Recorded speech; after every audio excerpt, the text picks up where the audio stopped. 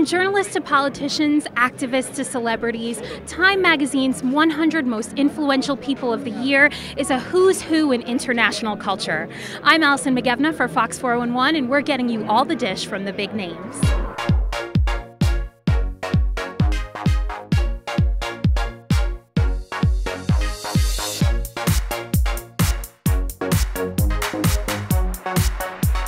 What do you feel like has been the most influential moment, if you had to pick one, in your career? You know, there was a moment when I had been unemployed for a couple of years, just before I got the job working with NBC, and it usually, as I think most people would agree, it's one person taking a chance and one person believing in you where others didn't. And I had a person like that in a guy named Bill Bolster, who called me out of the blue one day, and I had been unemployed for about 2 years.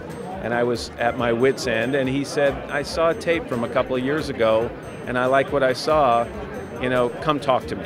And, when you have, he was a general manager of WNBC at the time, and when you have somebody in a position of power show interest in you after you've kind of been down and out, that's a big boost. And he gave me that and then kind of shepherded me through the process and helped me get this job. I came to ABC from NBC to be the first female co-anchor of a network news program, and I was an enormous flop. So that was pretty influential. I think I influence people with the most is being true to themselves, and that's something that I live by every day. And the more I see my fans adapt that and feel comfortable with themselves and being more confident, that's special, and that happens all the time. So it never gets old, and there's not one of those moments that's more special than the other.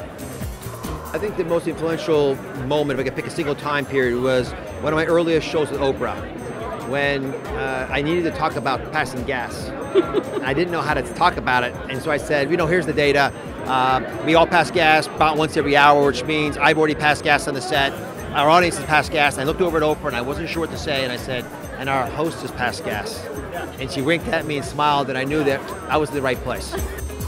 Probably getting SNL. Yeah, I would not be here if it wasn't for that opportunity that Lauren gave me. So it's been amazing, man. Just doing all the things that I've only dreamed of doing, and showing up at some of these places and being a part of this Time 100 list is a tremendous honor.